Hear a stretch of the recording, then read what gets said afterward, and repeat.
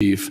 It's a really sad situation that we find ourselves in. We thank you for the work that you do. We thank those that wear the uniform that serve in these dangerous situations, and I yield back.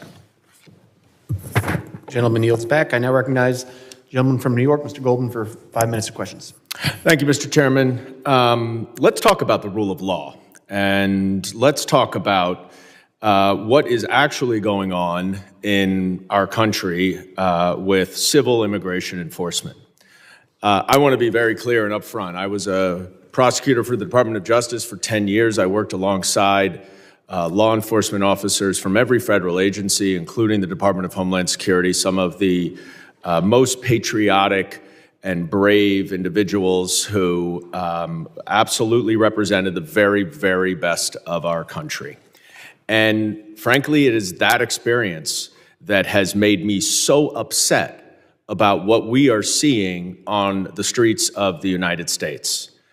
Mr. Thompson, in your opening statement, you said that these agents wake up, they put on their uniform, they put on their star, and they do their job with civility. The problem is that's not the case. They don't put on a uniform. They don't wear identification. And they go out with masks on to violently, in many cases, arrest unsuspecting immigrants, nonviolent, many of whom are actually here legally. So let's take a look of the other side of the perspective and roll a video, please. I'm sorry, were you asking me a question? No. Let's roll a video.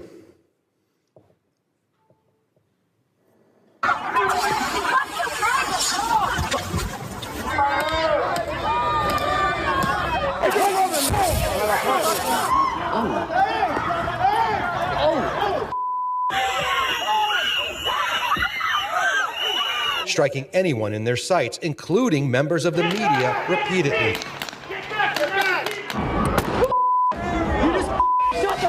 Damage to his brain from being slammed headfirst into the ground. What am I doing?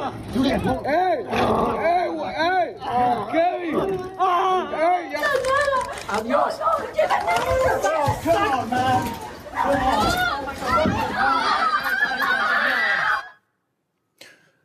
Now, that last clip was from 26 Federal Plaza in Manhattan, in my district. The individual, the officer, was immediately suspended when the Department of Homeland Security said that conduct is unacceptable and not representative of ICE. 3 days later, he was reinstated. I referred that case to the United States Attorney's Office, because if we are talking about prosecuting assaults, that's one that seems like it might be prosecuted. We've gotten no word. And the reason why this is dangerous is that force is obviously unnecessary. There are no people, no women, no old men, no pellet guns necessary in what we saw on those videos. There are circumstances, and let's be very clear, where protesters or others are acting violently, breaking the law. They should be charged. But that does not mean that it gives ICE a license to use excessive force whenever they want. And the problem with these masked, unidentified, plainclothes officers is not just something that you hear from this side of the aisle. It is not something at all you hear from that side of the aisle. But it is something that you hear from the FBI itself and the director, Kash Patel, who wrote a letter to the Department of Homeland Security urging ICE officers to stop walking around with masks, in plain clothes, and unidentified, because numerous crimes are being committed by others, criminals, imitating ICE officers, including in my district, where a man approached a woman, said he was an immigration officer, and then directed her to a nearby stairwell where he punched her, tried to rape her, and stole her phone before she was able to get away. That is why I've introduced the No Secret Police Act. Our law enforcement agents should not be masked. And we hear about this number, 1,000% of threats now that have been raised. The data shows there's a 25% increase of charged assaults against law enforcement officers. That is too much. That is not okay. There's obviously a dramatic increase in operations, but we should not have in this country our law enforcement agents walking around in secret using excessive force like that. You all, I know, agree that. We don't need secret police in this country. All the criminal law enforcement agents wear masks, as you say, for operational Gentleman's reasons, time has expired. I now not to recognize the hide their gentleman face. from Arizona. And I thank you, and I yield back. Mr. Crane. Thank you, Mr. Chairman, for holding this hearing today on how anti-law enforcement rhetoric fuels violence against officers. I want to thank you also to the panel for showing up today. I also want to point out that Mr. Goldman was just, talking to Mr. Thompson about how these agents, get up every day and they're not putting on uniforms. And then he showed several videos, and I want to point out that 90% of the law enforcement officers in those videos were, in fact, wearing uniforms. Now I want to pivot to you, Mr. Hodges. In your opening testimony today, I want to read through some of the transcript that you provided the committee. You said, "I've been on the receiving end of threats and violence due to the work I've done in the name of the law." Did you say that in your opening testimony? Yes. You also said in paragraph 4, law enforcement is predicated on the notion that we are a nation of laws. Did you say that as well in your opening testimony? Yep. And then you say on the second page, "The fact of the matter is that right now in the United States of America, there is a secret police force abducting people based on the color of their skin." Did you say that as well? Yep. You really believe that? Yep. So you don't think that our law enforcement officers are going out and trying to arrest people who are here illegally that are also have been convicted of crimes? You don't think that that's what they're doing? I think they do that sometimes, sure. Yeah, that's what they're doing. And it's funny because you say in your testimony that I've been on the receiving end of threats and violence due to the work I've done in the name of the law, yet you're sitting here and you're saying that these law enforcement officers, you're fueling the same rhetoric, and now people are going to come after them for that. Do you agree with that, Mr. Thompson? 100%. Mr. Hughes? What about you, Mr. Yos? Absolutely.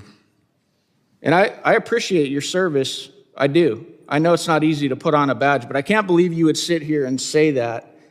You would complain about the treatment that you've received because of the work that you've done in the name of the law, and then you have the audacity to come in here and say that these men and women, federal law enforcement officers, are going out there abducting people because of the color of their skin? Yes. Yeah, that's rich, and it's pathetic, and you should be ashamed of yourself. It's funny because I got a buddy of mine who doesn't have the same color of skin that I have, who's texting me right now during this hearing, watching you. The guy worked in the Border Patrol for a long time, and he told me, he texted me, that's a slap in the face to all of us who go out there and fight against cartels and criminals each and every day. You're trying to make it about color of skin, and we all know at the end of the day, there are so many law enforcement officers, great law enforcement officers that represent all of our communities that have every color of skin out there. They pray to different gods, and they're just trying to do their job. Do you find that ironic that you're actually doing the same thing that you're complaining about in your opening statement? Is that lost on you, Mr. Hodges? I don't understand the question. Yeah, I figured you wouldn't. Immigration and Nationality Act. The Immigration and Nationality Act, INA, gives the Department of Homeland Security, DHS, broad authority over immigration enforcement, detention, and removal. DHS agencies like ICE, CBP, USCIS exercise powers delegated under the INA, including arresting, detaining, interrogating, and removing non-citizens who are in violation of immigration laws. That's exactly what they're doing. They are actually carrying out the laws that we pass in this country. That's pathetic, man. I want to play a video. You guys got my video? Anybody?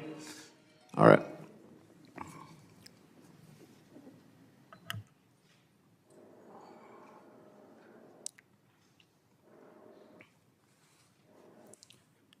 Now, obviously, we're sitting in here talking about rhetoric and how it fuels violence against officers. For you guys that represent so many officers around the country, what do you think it means to people that, you know, are out there watching and listening, watching social media, watching the news, and they see a member of Congress who sits on this committee go out there and behave like that? Go ahead, Mr. Thompson.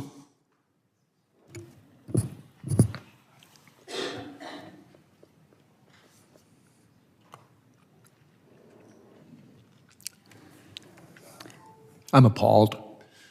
I'm disappointed.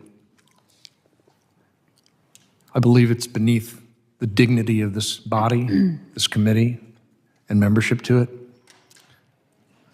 And quite honestly, I find it reprehensible, and it's obviously dangerous. Thank you. I yield back.